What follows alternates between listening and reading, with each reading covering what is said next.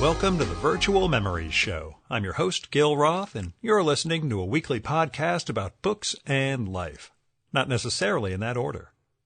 You can subscribe to the Virtual Memories Show on iTunes, or use our RSS feed with your favorite podcatcher.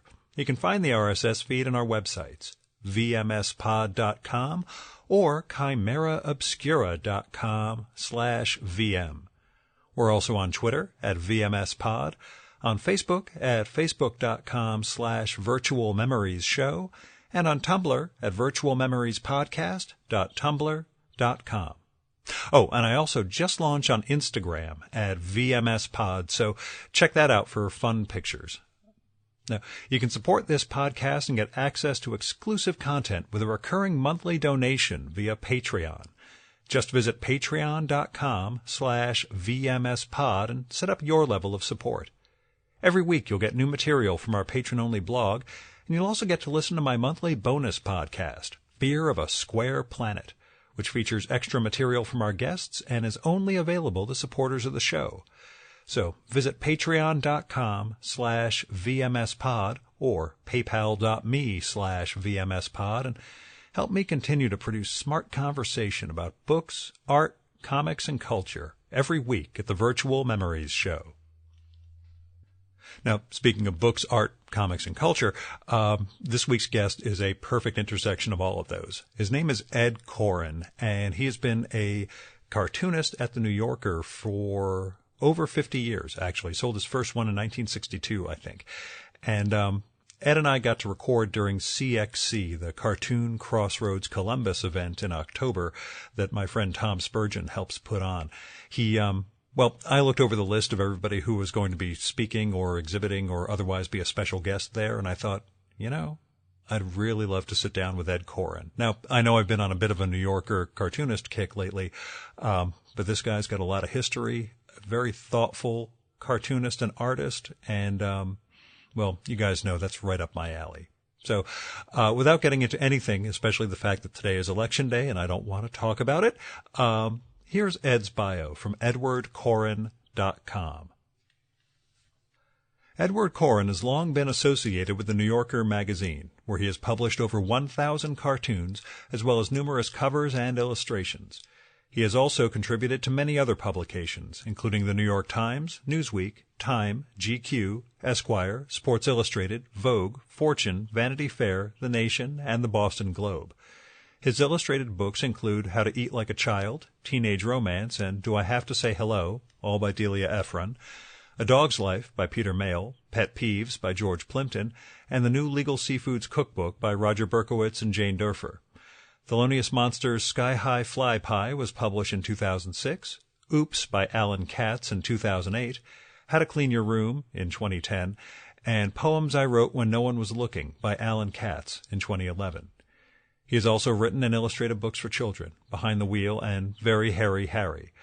You'll keep in mind when you think of Ed's, if you don't know who Ed is, he's the cartoonist whose people and animals are hairy in the New Yorker. You'll know, oh, that guy who's always drawing the hairy creatures. He has also published 6 collections of cartoons, which first appeared in the New Yorker, the most recent being The Hard Work of Simple Living. Born in New York City, Koren attended the Horace Mann School and Columbia University. He did graduate work in etching and engraving with S.W. Hayter at Atelier 17 in Paris, and received an MFA degree from Pratt Institute. He was on the faculty of Brown University for many years. Koren's cartoons, drawings, and prints have been widely exhibited in shows across the United States, as well as in France, England, and Czechoslovakia. He is exhibited at the Middlebury College Museum of Art, the Washington Art Association, Terry Dintenfass Gallery, the Virginia Lynch Gallery, the Louise Ross Gallery, and Bigtown Gallery. His work is also in the permanent collections of the Fogg Museum, the Rhode Island School of Design Museum, the Princeton University Museum, the Fitzwilliam Museum at Cambridge University, and in the Swan Collection at the Library of Congress. A major retrospective of his work was shown at Columbia University's Wallach Gallery in 2010 and the University of Vermont's Fleming Museum in summer of 2011. Edward Koren has received a Doctor of Humane Letters degree from Union College and been a John Simon Guggenheim Fellow. He was Distinguished Visitor at the American Academy in Berlin in 2003. In 2007, he received the Vermont Governor's Award for Excellence in the Arts. He has been a member of the Brookfield, Vermont Volunteer Fire Department for 24 years. He lives in Vermont with his family. And now, the Virtual Memories conversation with Ed Koren.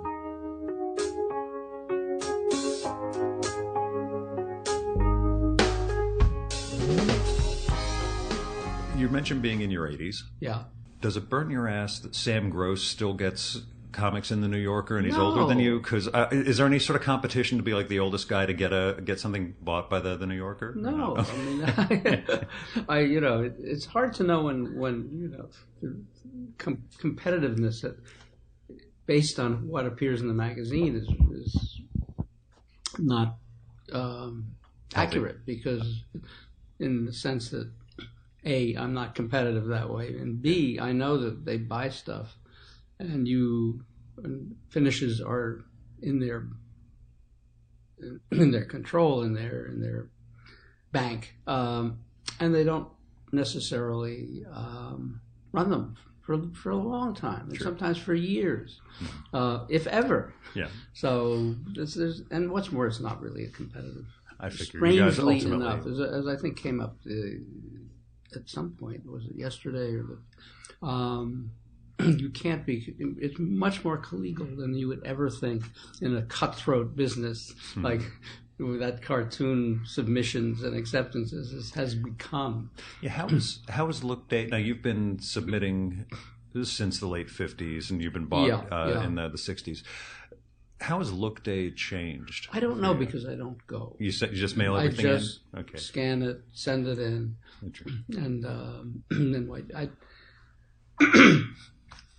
I mean, in an off-the-record way, I mean, I couldn't bear going into that situation. It was always, even with Lee and with Garrity, it was always fraught, because you've poured your heart and soul into this body of work which you think is superb in every possible way, and then it's flipped through in a matter of half seconds, or without with a poker face reaction, which is, I guess, the profession of a cartoon editor.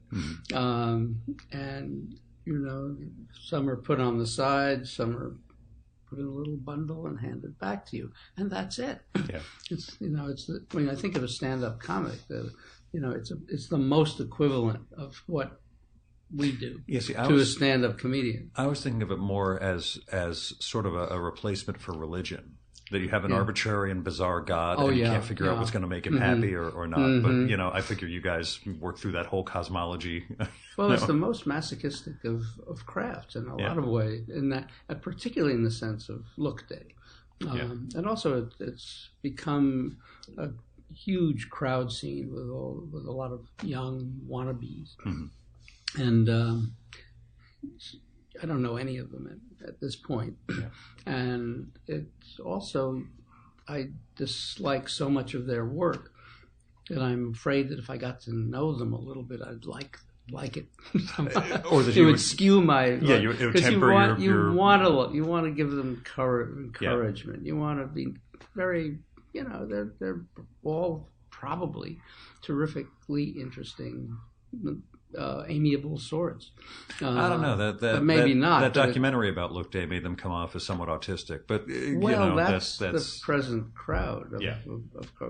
In my day, Saturday night, back in the day, it was lots more hearty, and a lot of joking and ribaldry and. Yeah, how important was that sense of camaraderie? Well, it was great. It was terrific. Yeah. I mean, it is important still, and it's just.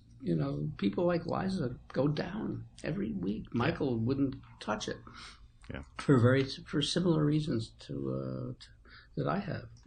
But she probably enjoys that camaraderie and the social capital that it brings, and it's undeniable. I miss that a lot, but I can't bring myself to do that.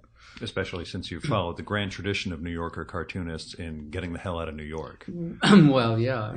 Yeah, that's... I was wondering if in the older the older iteration of leaving the city, it was because the city was unaffordable at that point too. But I don't think so. I think people like Saxon and Whitney Darrow and a whole host of cover artists like Getz and who else went out there.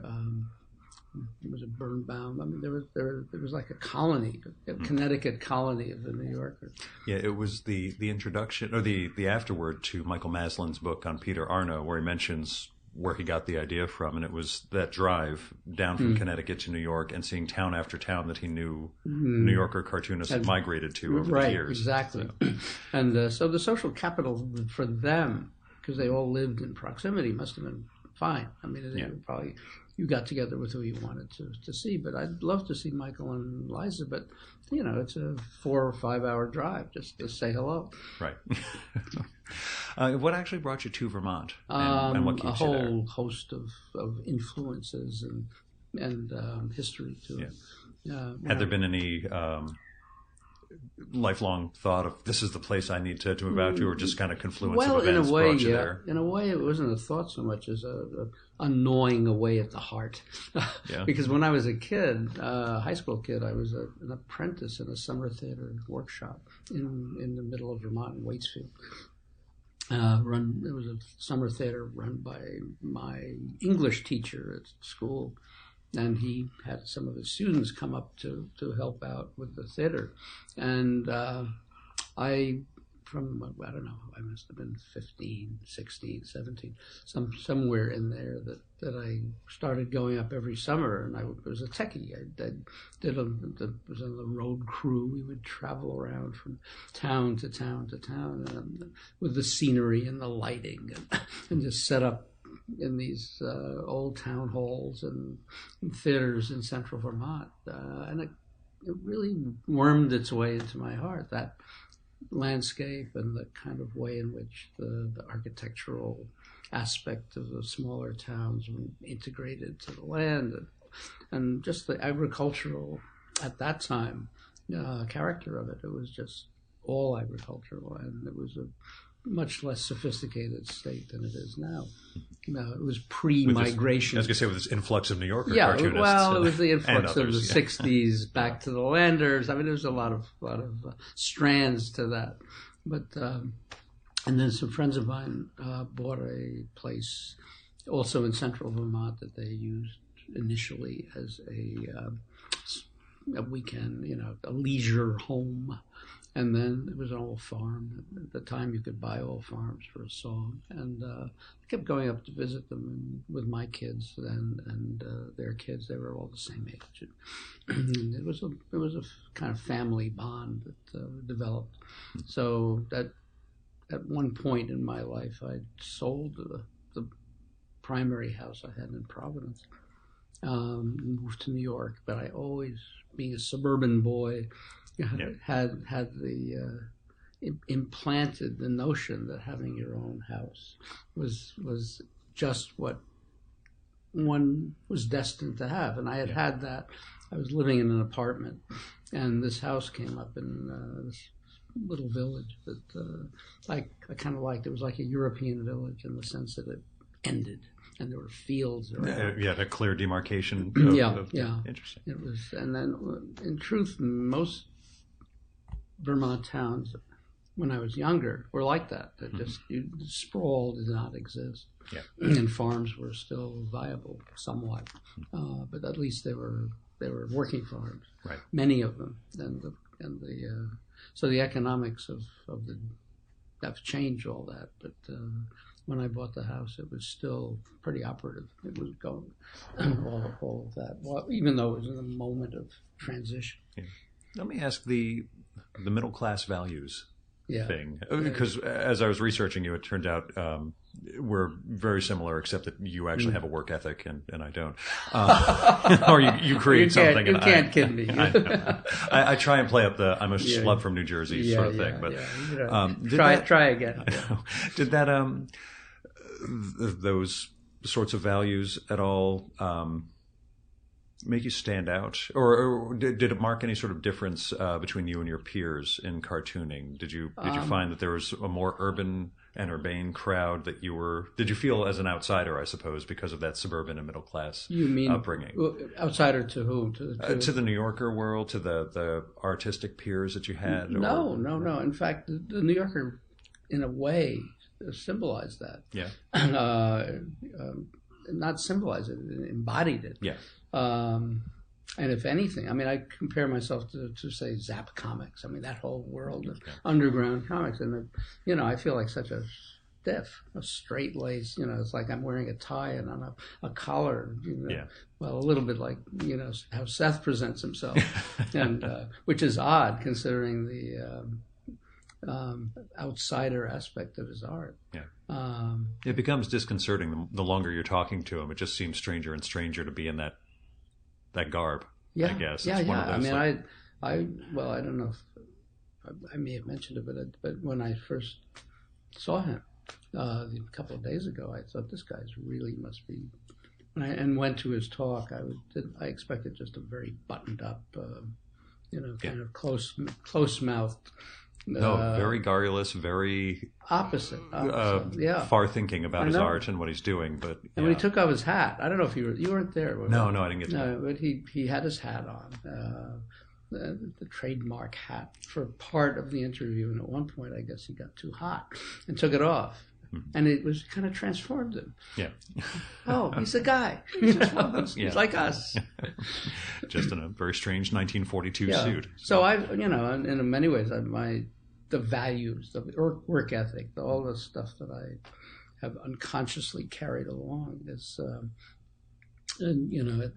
it's at such contrast in many ways to what has subsequently developed parallel to, or outside the New Yorker world. And when I was coming along, it was either comics, as in comic books, or the New Yorker, or maybe various things like the illustrated novels that would come along, like Milt Gross and that other. It's escaping me. The graphic novel, the wordless. I was thinking of Lind Ward. Yeah, for the woodcut. There stuff. we are. Yeah. Sorry, yeah. And so those were alternates, and it was very. The plate was not full, and as it is now, with lots of alternatives. Or the buffet isn't as great. Yeah. What was your? We'll get to the whole New Yorker and your lifetime experience there, but when you mentioned the undergrounds and Zap, do you remember encountering those? Yeah, I do, and initially I was put off by it. Yeah, it was like, who are these kids? They don't know how to draw. They're just outrageous, and they're dealing with issues I couldn't give a shit about, and then gradually I came across Crumb, I think, and was it Bill Griffith? And I did a double take and then realized these are really good, and they really have their finger on something that I have more or less dismissed. I mean, it's very easy to be where I am in terms of those values. Yeah, have been and kind of feel yourself on a higher elevation than all that popular stuff. And then I did a second take. I said, wait a minute, I'm not, let's put that aside. Yeah, who am I to yeah. And in truth, this is what's happening at the past few days. I mean, I've gone through a terrific education in what's out there and what's being done and who's doing it. And the kind of focus that they have, and the passion they bring, and the skill set that they've got as well. So I've had a great time just learning and looking and seeing things. Well, it was almost 20 years ago. I was at a festival, and Frank Miller, who was the Daredevil and Batman, writer and a cartoonist. Who I don't know. Yeah, that's why I felt I should give the whole thing. He did the book called The Dark Knight Returns, where Batman's an old man, comes back, and anyway, he came to this small press expo and was giving a speech at the award ceremony that night, and he'd said, I came here with the idea that I would speak about creators' rights and how you have to hold on to the rights of your stuff when you get to Marvel and DC and do this stuff. And I've been walking around the exhibit hall for the last day and a half, and I realized you guys don't care about going to Marvel and DC. You're making your own art and doing your own thing. And he just had this, from how he grew up, this preconception that all of that indie stuff you do is just meant to get you to one of the two big publishers. Exactly. And he realized, like, I've got a lot of learning to do because I thought you were all sitting there trying to get onto the X-Men, comic or something, and you don't care about that at all. So, well, that was a mindset earlier on with the New Yorker, for me at least, was the goal of the Oz for that I had to get to. Yeah, did it? And I've asked various other New Yorker cartoonists about this. That feeling of that first publication and that sense of achievement. Was there a "what do I do next?" or "why aren't they buying my next"? Well, there was that, because there's the elation. Yeah. Wow, they bought it. I mean, this was 1962. What was that? 30? 50? Oh, how old were you? 62. Yeah, I was a kid. I mean, I was in. Let's see, I was 27, I think. Yeah, 1935. Yeah. Right? Yeah. And I was teaching then, and I thought, this is great. And then I thought, kept submitting, and nothing, and nothing, and nothing. And it went on for close to 2 years of nothing. Right. Encouragement. Oh, we like this. I think, maybe if you want to work it up again. And I did that, and nothing. And, but always, unlike today, encouragement. I think, sooner or later we're going to be very pleased with what you do. And they were right. I mean, there was they were right in the sense of, well, I shouldn't say they were right. I mean, they didn't know they were right, but I have to assume they have a different sort of form letter. If it's somebody that is just clearly incompetent, they must have seen. Well, it wasn't a form letter. I mean, I actually had conversations about it, and that was encouraging. But meanwhile, I had my day job, and I had all kinds of other things I was working on, so that was all right. And that's always been like a little, a lifeboat of sorts. I mean, emotional lifeboat. And that being an artist, I have lots of other projects besides cartooning. And I oftentimes just stop cartooning and just do those. And can you talk a little about that? I haven't seen your, we'll say, high art for the sake of differentiating it from comics, even though that's a BS term. And, my friend Krillin calls it the uptown stuff. Yeah. And it's for when all the galleries were uptown. But how's it differ from what you do in somewhat cartooning? Somewhat, but it's I like to think, I'm not quite sure that it's infused with the same spirit, same ideas, the same. And what is that spirit? It's the same thing that informs my cartooning, I guess. It's satire. It's funny. And, I mean, it's like somebody said, you don't have to read the, in a cartoon with a caption. You don't necessarily have to read the caption to know it's funny, to see that it's funny, that there's some situation that's compressed into something that has basically either satirical or a kind of edgy or a remove from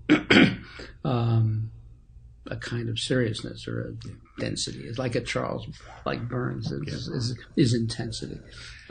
It's the opposite. It's more light of spirit and maybe of mind too. I don't know, but kind of idea. But it's it's the same hand that's doing this, and drawing the lines and doing whatever needs to be done. So it's filtered through this funny.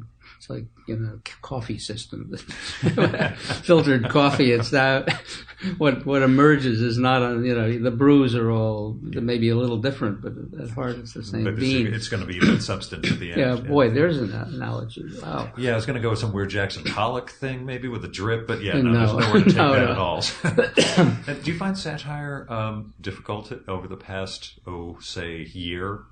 given where our culture Well, is. because it does it for itself. What did Will Rogers say? He says, "I don't make jokes. I just observe events and report." Yeah. So I feel in a way. I mean, it's funny coming into these worlds like the Renaissance Hotel in Columbus. I mean, there's this population of people who are guests who are Americans.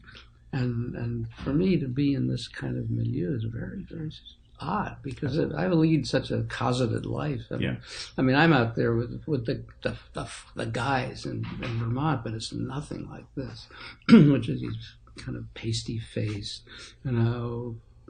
fat, overweight, overly optimistic, kind of compulsively laughing people. Yeah. That's strange. They're just oddly shaped. It's a little bit like a Bruegel, the way of walking into a Bruegelian world. You getting material out of it? I don't know. I mean, I will tell you, downstairs there was a placard up for the wedding that was going on last night between two people named Keeley and Patch.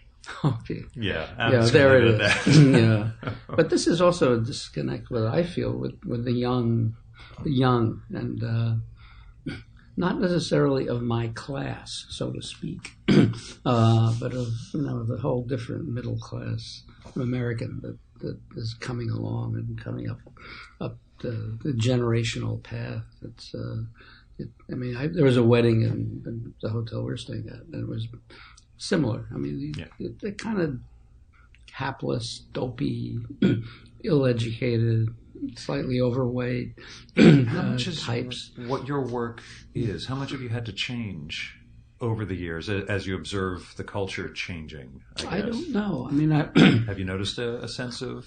I'm thinking, and this is an extreme version. Tom Stoppard mentioned with his new play that he had to dumb it down. Like he had his literary references and jokes. He realized the audience, the 2015 audience, was not getting, and he had to change things significantly. And I don't know if you've seen anything I get like that feeling when I submit work that these references are too much like that, like Stoppard is maybe not super smart, but culturally specific. In a way it's too arcane for a lot of young people who never come across these things.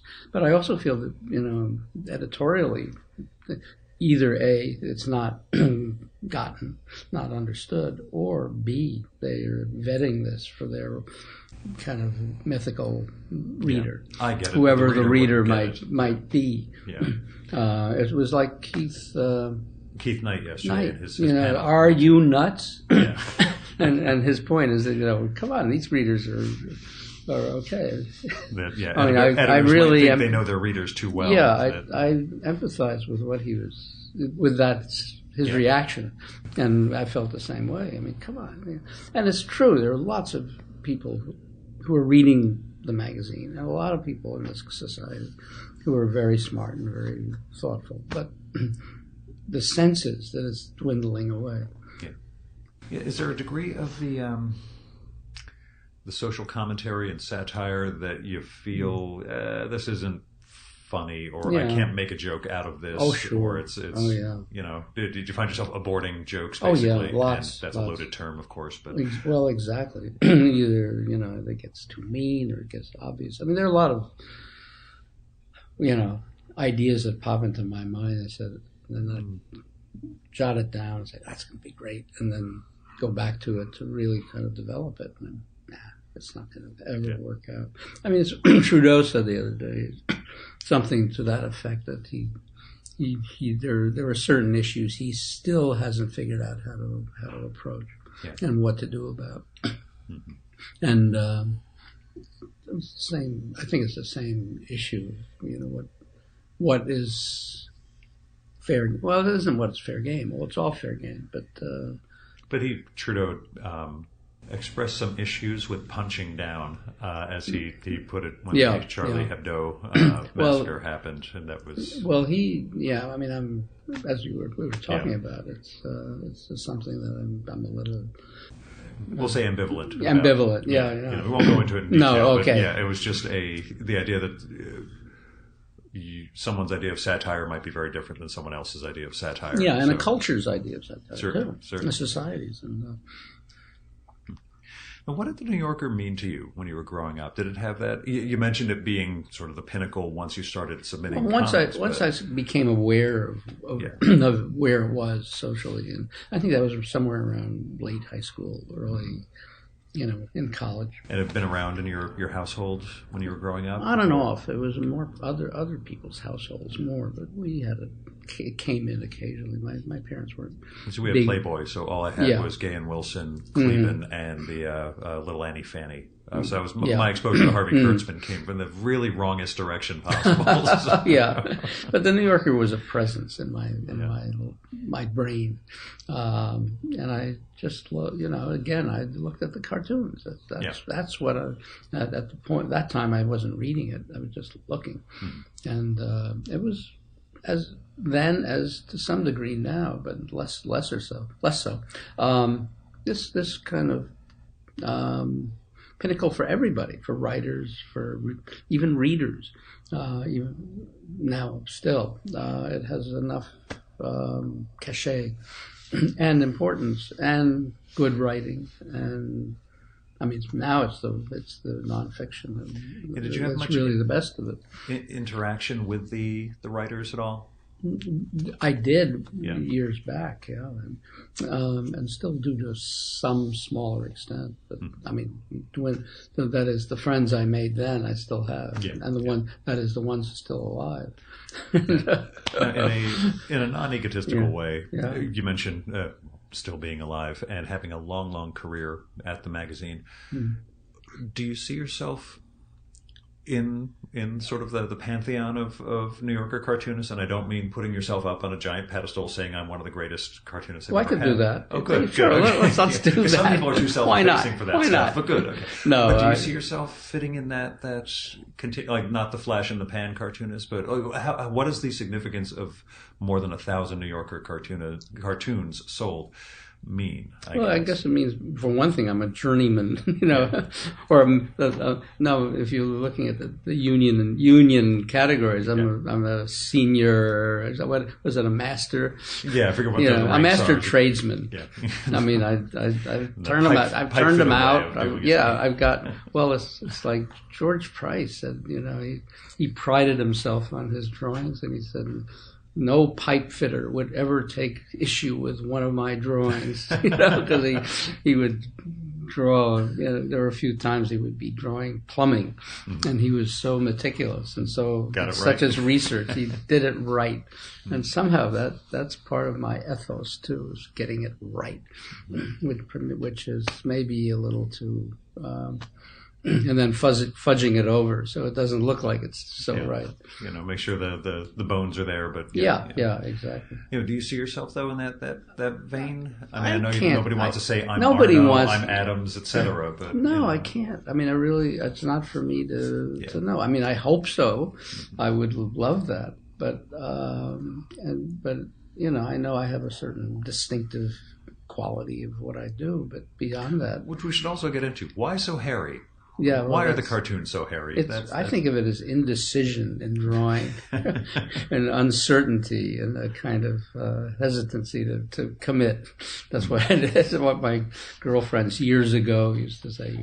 Everything's just a metaphor for why we're not married. I'm not. I'm not committed to the line quite yet. Thank you. Then go find another line. But that just became a style you fell into? It developed in an odd way. There was alley oop, I guess, early on in my life. You and I are the only two V.T. Hamlin fans at this festival, I think, or at least I've joked with Gary Groth at Fantagraphics that after he finishes a complete Peanuts, he's finally freed up to do the complete alley-oop. And just stare at me blankly. I'm like, just throw me a bone here. Okay, it's funny. It's Bigfoot. It's hairy. Yeah. But the other real influence of when I was very younger, very much younger, was the Shmoos. Cap Shmoos. Yeah. I love those creatures, and a lot of my early drawings were kind of knockoffs of, I mean, really early when I was a kid. Of those. And so basically what you see now morphed from the schmooze. Yeah. If the schmooze more schmooze than alley-oop. A kid, that's right. They made it. Yeah. And when did you know your work was different than the other New Yorker guys, or your peers, or the guys you idolized? I didn't know so much as that one. Well, I kind of maybe I looked and said, "Oh, this is," because when I started out, those first handful of drawings, they were done as if I should be emulating one or another classic New Yorker cartoonist. The clean, thick lines, and wash, and I think I don't know at what point I realized that this was nothing. I didn't want to do this. It didn't feel right. It seemed wooden and there was no life in it. And then I'm not quite sure. I can't go back and say I decided to change. Yeah. Because I don't think I decided. I think there was a kind of slow evolution of thinking about and drawing. It came through the drawing, not a conscious decision of any sort. Did the editors have any response, or, no, or was there a sense of keep doing this? I was left to myself. Yeah. I mean, they were very helpful with little suggestions. Yeah. Maybe, like maybe this should be instead of this side of the drawing. Maybe try it more in the center. But there was never a phone call. Why so hairy? No, which is good. So I'm not the one guy who asks. I mean, they're famous. They were famous for letting artists be artists and following their own nose, and then they would either accept or not. In the case, I was thinking back to the case of Arno, who was so crucial early on to the magazine's success, and whether there was direction of him or not, and I can't tell you, because I don't know if Michael goes into that or not. In terms of Garrity, directing him earlier, Ross, I don't think that comes up in the book. I don't think there was a great deal of art direction for what Arno was doing. I think it was just the submissions and the audience response and the fact that the New Yorker started to gain an audience shortly after Arno started. I know the Whoop sisters. Yeah. But Ross was famous for establishing that philosophy of respecting artists for and writers as well, for their voice and their individuality, and letting it develop as it went along. And I think that's, until recently, and maybe even recently, it's been the case. I mean, Mankoff has never directed me one way or the other. Yeah. But I love editorial direction. I mean, I love to be the collaboration that I was reminded by a friend who was an editor there that Updike, who we edited, was immensely grateful and what's the word I'm thinking of? Collaborative. He loved to collaborate in the editorial process. And my friend would make these suggestions for his stories, and Updike was grateful and genial about working with these ideas, and he would make the changes that were suggested, and work back and forth over it, which is something that I miss. I love that, especially if it's helpful. Did you get that from other venues where you were publishing, or Not was really, it more commission, or in commercial work a little bit more, and sometimes it was obnoxious or noxious, really, because it was for the goals of whatever. Yeah. I mean, I did a lot of commercial illustration for a long time, and most of it sat well with me, but sometimes it didn't, and then I would. Was it mainly just a sense of having to balance the cartooning with? You also had a day job throughout much. Well, of I had time. a day job until I realized I can't keep a day job. I can't illustrate. I can't, because I was an agent got in touch with me, an artist rep at some point, and when things started to percolate a little at the magazine, which was in the late '60s, and he signed me on. I mean, I said, "Oh wow, like a representation." Yeah, I mean, I never sought it out. He sought me out, and in fact, I was pretty naive about the whole thing. I was perfectly happy to do cartoons and teach, and do and etch and do these other uptown drawings that dealt with different. I mean, the subjects were different. They were more. The whole process was a little different. When you ask me about how they're different, it's a little sidebar on. But they had similar generation, but they flowed without caption, and they flowed without a social goal or a goal of any sort. These drawings, they just emerged, and then I developed them in the ways that were much more.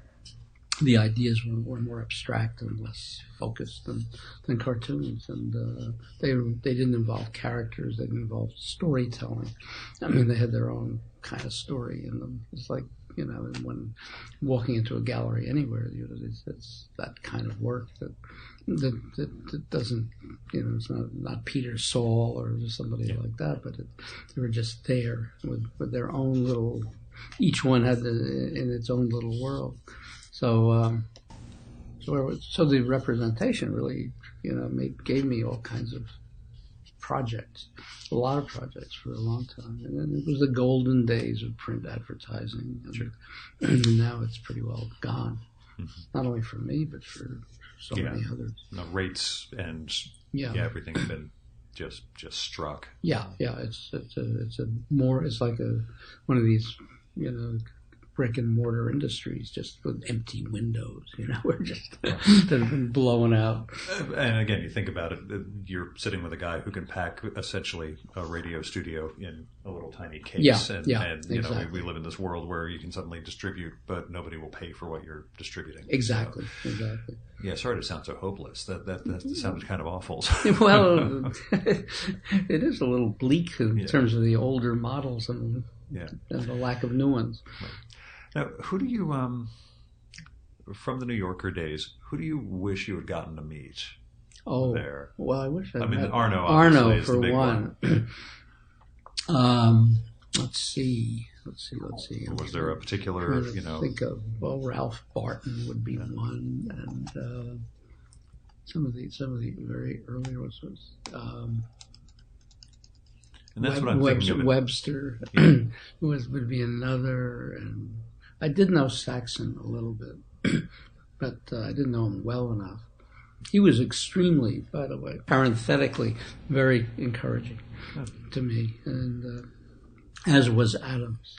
Yeah. That meant a lot, and I wish I could be more encouraging to some other, to the younger crop.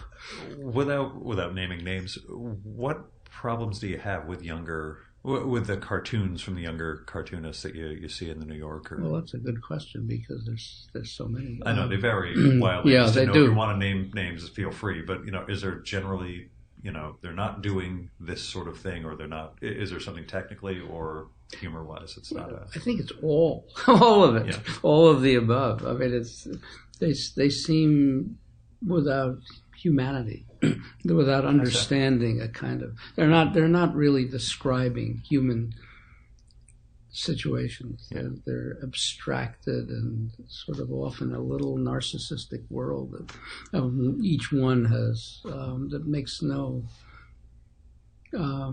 connection with the world around them, or if it does, it's a kind of millennial world that I don't understand at all, and it may be my fault too. Do you remember if there was any criticism like that towards your work when you were in your 20s? No. Okay. No, I mean, I was very. I mean, that was also the interesting point: is that there wasn't this sharp division, generational division, that the technology has given us, that other forms of life, culturally, there wasn't this split yet. I mean, it started to happen in the late '60s, and it's been steamrolling ever since. And then, and I was left behind at one point, but not left behind in the way people are left behind now every 5 years. Like your generation. I mean, I don't know how you feel about the succeeding those waves. goddamn kids today. I mean, it was much more gradual. It wasn't so brutal in a way. And so my understanding of the present crop may be faulty because of that very reason, that I'm sort of off in the more genteel, buttoned up, middle class, older world that doesn't exist anymore. If you had interactions with any of them to the point at which, I guess my question is, do any of them think about having a 60-year career? I don't think. I think if they have, a 1 month career, it's that's what I'm wondering. It's do they something even think in terms of the longevity of because guys like you? It's not being offered. For one thing, either culturally or economically, because the print is so perilous at this point. And will the New Yorker be a printed piece, a printed work in 10 years or 5 years? And the whole digital world is not one that you can rely on for a career. Do you see your influence on, not necessarily millennials, but other cartoonists or other artists? Have you seen any influence Koren in them? Influence? Not really. There's one young guy at the New Yorker who may or may not have been influenced, but I don't know. I don't see that. I think it's probably it's awfully hard to replicate. That's what I'm wondering. If the style that you've developed, both in terms of visuals and the content of what you're doing, if you think that's at all, if you've gone off on a path that's very difficult for anyone to. I think by sheer happenstance, yes. I don't know. It's to accumulate all those lines, to be obsessive about drawing. I mean, is something that I don't see much. In fact, drawing I don't see much. A real sense of individual style, because I think that ultimately the New Yorker has promoted that very individual ways of expressing yourself graphically, and by extension, you hope intellectually, in terms of the ideas. Like, I mine this little world that may or may not be exclusive to me, but it's something that I'm interested in. The interface between country and city, between older and younger, between a kind of the lifestyle of people are of the young couples and young millennials who are kind of having this very cosseted life oftentimes, and there's a kind of an emotional and intellectual world that I like to poke around in.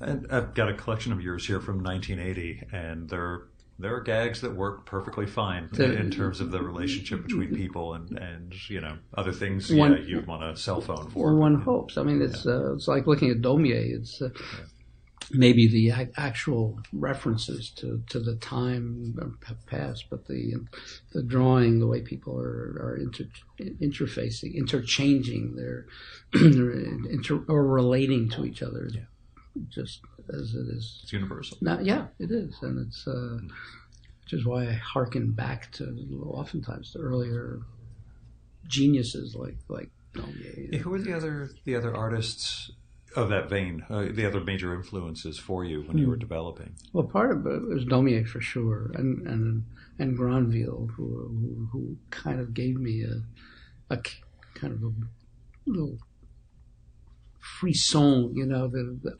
animals. And it wasn't only, Disney characters, which I'm sure I was influenced by, the talking animals and the possibility, the real rich possibilities in that, reflecting on where we are. There was some Granville, Daumier, Gustave Doré to some extent, of the French and satirists, and then there's the Brits, the Gilray and Rowlandson and Hogarth, the three in their pantheon, and maybe Darby, but not so much. Who else? I mean, then a little earlier on, closer to us. People, some of the early comic strips, Feininger and Dirk Boots. Boots, is that how you said it? Oh, I don't know.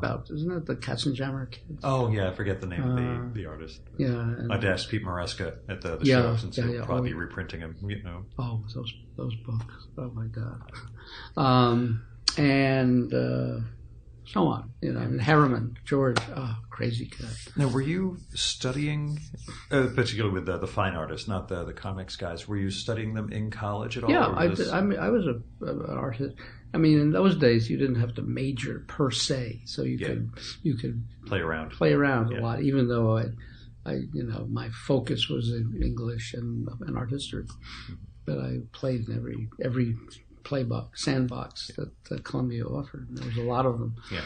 What was your literary bent? Which is what I always drag every conversation back to. Who were you reading back then, and who? I was reading what was assigned. The Shakespeare, the great core, the Columbia core was kind of set me going, and then I was just reading what was assigned, but since all kinds of odd things. I've been reading Turgenev a little bit, his short stories. And when we finish up, I'll ask you explicitly who you're reading lately. But I just wonder, in terms of reading long novels and developing a really hyper encapsulated storytelling style, which is a single panel for you. Like, did you learn anything, I suppose? Or were you able to internalize anything about storytelling from, again, the Russians or anything like that you ended up?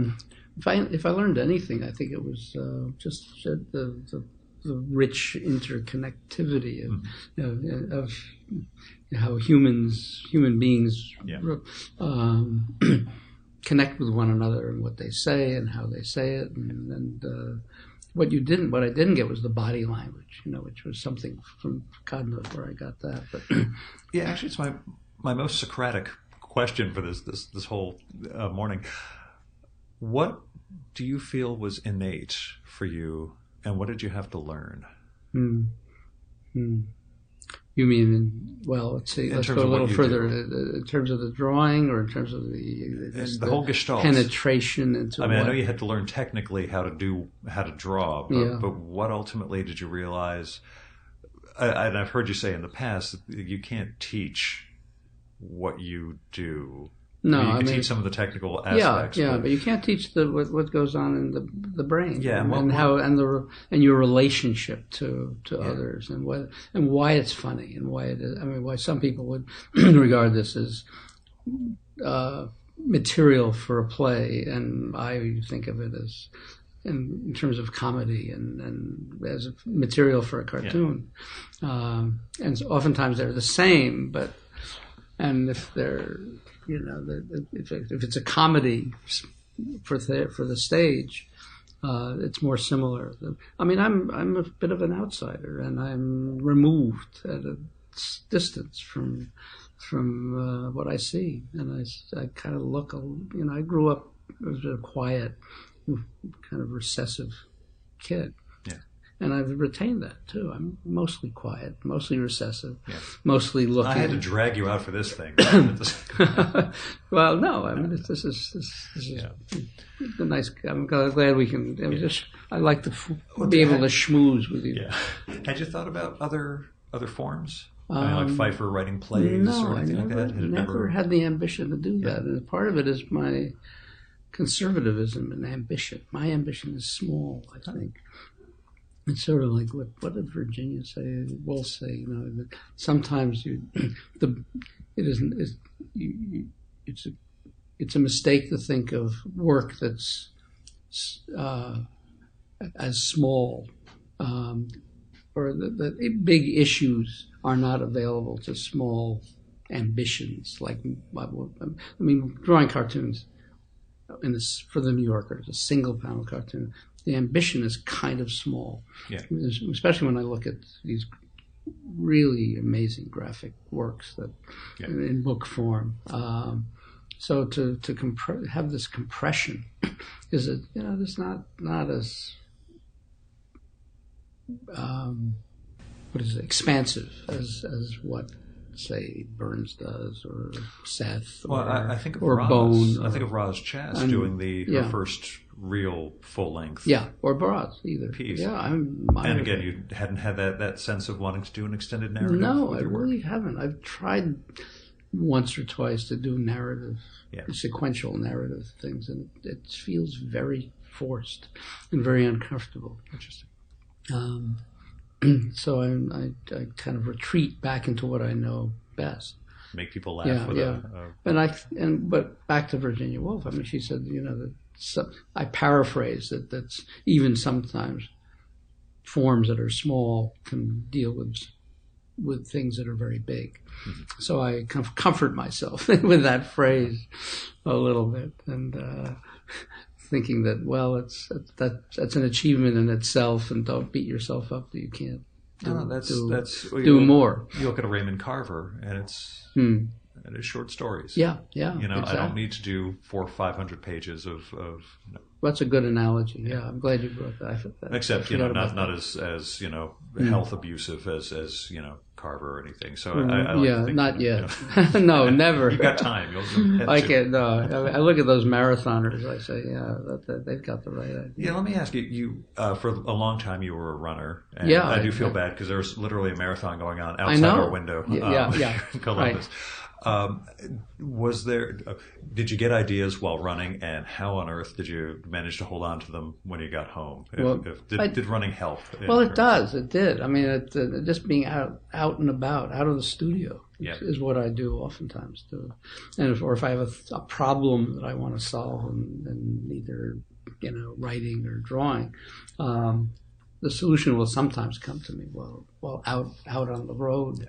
But these days I'm on my bike more than I can run. When you were running, did you have to stop and take notes, or were you good enough? I sometimes took a notebook with me. Yeah, because that's always if I'm out driving or doing anything, it's I have a great idea that I will not retain more than 5 minutes from now. So. 5 minutes, boy, you've got a good memory. Oh, that's stretching it, really. Yeah, I know. Honestly, when somebody calls now, I have to write their name down on the spot, or literally by the end of that sentence, I'll have forgotten the person's name. So, yeah, agreed. Same thing. I think it's a neurological disorder called I just don't care anymore. But or a short memory span. Yeah, it could be. Either or. But my affliction. Yeah. No, I did take notes and do take still. I mean, I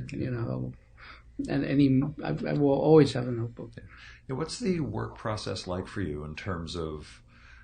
I think of Sam Gross when I recorded with him a few years ago, and he literally has it planned out by day when he trips, as he puts it, and the day that he writes down the jokes, and then starts working on the roughs and all that. Well, that's Sam's training. That's a very different. I've never met another cartoonist who has it planned out quite that. No, I don't plan anything. It's a terrible affliction, to wake up and know you have the day. I've got to think of the jokes. I mean, they're things I know I have to do, but I usually, in terms of conceiving things, I always jot stuff down that I think or make little drawings on. In terms of process, I've got this big notebook that I keep near a giant notebook of ideas and drawings, and then little sheets of paper where I, piles of them with ideas that may or may not work, and mostly they don't. But at least outset they seemed great, and then when I work on them, I said no, this isn't going to work. Or they just morph into something different, something else, and then they'll morph again, and then again, and suddenly something's more viable than what I could ever have imagined setting out. And a lot of it is just doodling. That's what Adams said. His ideas come from just sitting down and doodling, and just drawing things and interrelating them and interacting. And sometimes it really works. Do you laugh at your own gags? I chuckle if I know I've got something that may be okay. But after I've worked on them, I don't really. No, sometimes if print, I'm sure you've seen it. Well, but sometimes it's a big surprise. Like yesterday, somebody showed me a piece I'd done months ago, that they held and finally ran. I hadn't seen it. Yeah. Do you have an idea of the longest gap from the time something was bought for you till the time it showed up in print? Do you remember any sort of? Could be years. That's what I'm wondering. Was there a couple of years? Yeah, and sometimes they never run them. They just kill them or just ignore them. Because the ideas are bought, and then they have second thoughts about it, maybe or maybe not. Or maybe I forget. I think it was my interview with Liza Donnelly where she mentioned that the actual layout person didn't like someone's cartoons, and so they would keep buying them, and she just never ran them. They never showed up in the. Excuse me, can I?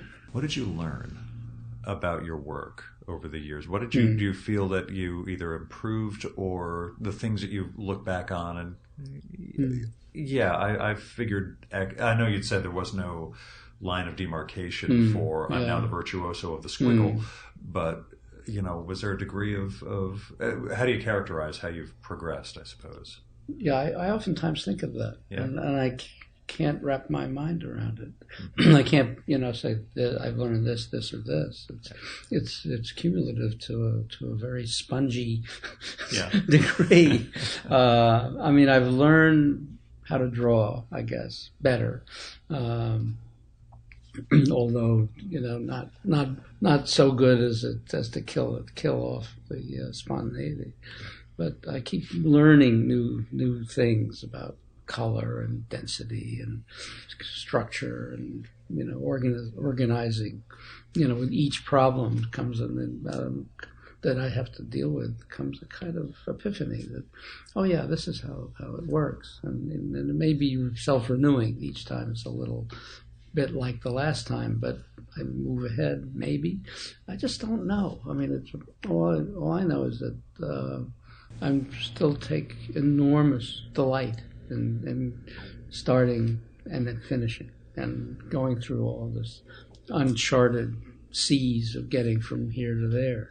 Because there's no, is there a map? No. There's no map still as to how to get from an idea to a really final, a culmination, which is what Dorothy Parker called cartoons, that we do, single panel cartoons, that we deal with culminations of moments. And she has a terrific, if you haven't ever read it, it's a terrific preface to a Thurber book, Men, Women, and Dogs, in which she encapsulates what's really kind of crucial to a single panel cartoon about time and detail and what happened before and what's happening now and what's going to happen after this moment, this frozen moment of time that is right there. And it's just stunning. I love that. I always go back to it. Whenever I give a talk, I invoke it because it's so much a way of not only doing cartoons, but looking at them, perceiving them, appreciating them, and also read them. Really get into that world that the cartoonist is, like Thurber, has developed, and she goes on in great detail about the cartoon itself. It's the one where there's a woman on top of a bookcase.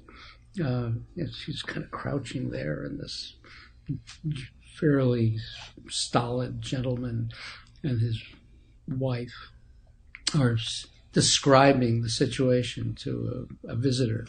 And she talks about the bookcase and about the lamp and about the wife and about the woman crouching on top of a bookcase. And she deconstructs it in a way that makes you think, gosh, this is a really great universe. It's like a novel or like a short story. I mean, it's all there for those who want to read it.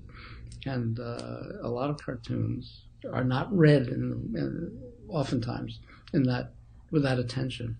I mean, they're 2-second reads. I mean, it's really discouraging to see people read. Look at cartoons if you happen to be on a subway train and they're looking.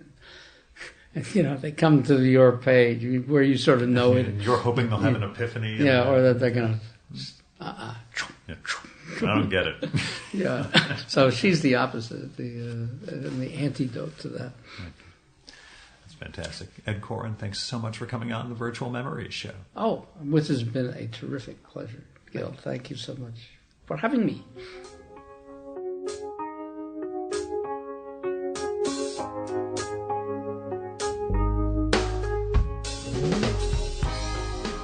And that was Ed Koren.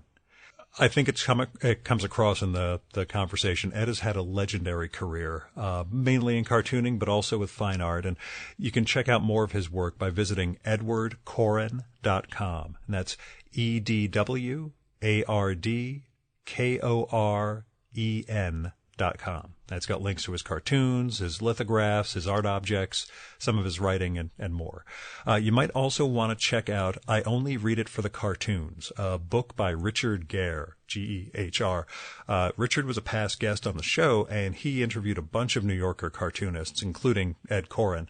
And the interview he did with Ed and the profile that made it into the book were key parts of my research for this one. So check out I Only Read It for the Cartoons by Richard Gere, and you'll get to kind of splurge on, New Yorker cartoonists.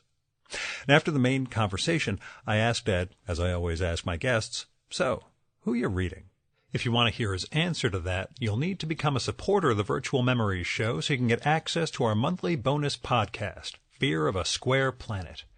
You can do that at patreon.com/VMSpod or at paypal.me/VMSpod. I've got all sorts of goals and goodies in place for supporters of the show, including that bonus podcast, a patron-only blog, looking at launching a series of ebooks that my supporters will get before anybody else, and more. So go to patreon.com/VMSpod and support the art of fine conversation. Now, this one was recorded during CXC, as I mentioned. It's Cartoon Crossroads Columbus. Because of the crazy work-related travel problems that I talked about during the Ben Catcher episode, I ended up paying like $1,000 for 2 days in Columbus. Not a perfect use of my resources, but I did get to record with Ed and Ben. I also got to have dinner with Katie Skelly, met Sergio Aragones, discovered a bunch of new pals and great cartoonists. So it's more important than money, I guess. But still, if you want to help defray some of my costs, visit patreon.com/VMSpod or paypal.me/VMSpod and make a one-time or recurring donation. Now, special thanks go out to Paul W. Jones, Michael Janizik, Fred Kish, Jonathan Kranz, Andrew Mason, Greg Tanner, Zach Martin, Craig P. Steffen, and Ron Slate for going over and above in their support of the Virtual Memories Show. We have the full list of show supporters at chimeraobscura.com/VM. Our music for this episode is Nothing's Gonna Bring Me Down by David Bayerwald, used with permission from the artist. David's got a reunion project going with his great 80s band, David and David, and you can find out more and support that at facebook.com/DavidandDavidMusic. And that's it for this week's Virtual Memories Show. Thanks so much for listening. We'll be back next week with Bob Eckstein, or Eckstein. I think it's Eckstein, humorist, artist, and author of a wonderful new book, Footnotes from the World's Greatest Bookstores. When you hear about it next week, you're going to plotz because this will be just an absolutely perfect gift for you or any other book maniac in your life. Until next time, you can subscribe to the show and download past episodes at the iTunes Store. You can also find all our episodes and get on our email list at either of our websites, vmspod.com or chimeraobscura.com/vm. You can also follow the Virtual Memories Show on Twitter at vmspod, on Facebook at facebook.com/virtualmemoriesshow, and at virtualmemoriespodcast.tumblr.com. Oh, and as I mentioned at the beginning, I'm also on Instagram now at vmspod, so check out all the fun pictures there. And if you like this show, please go to iTunes, look up the Virtual Memories Show, and leave a rating and review for this podcast. That'll help us build a bigger audience. Until next time, you've been listening to the Virtual Memories Show. I'm your host, Gil Roth, and you are awesome. Keep it that way.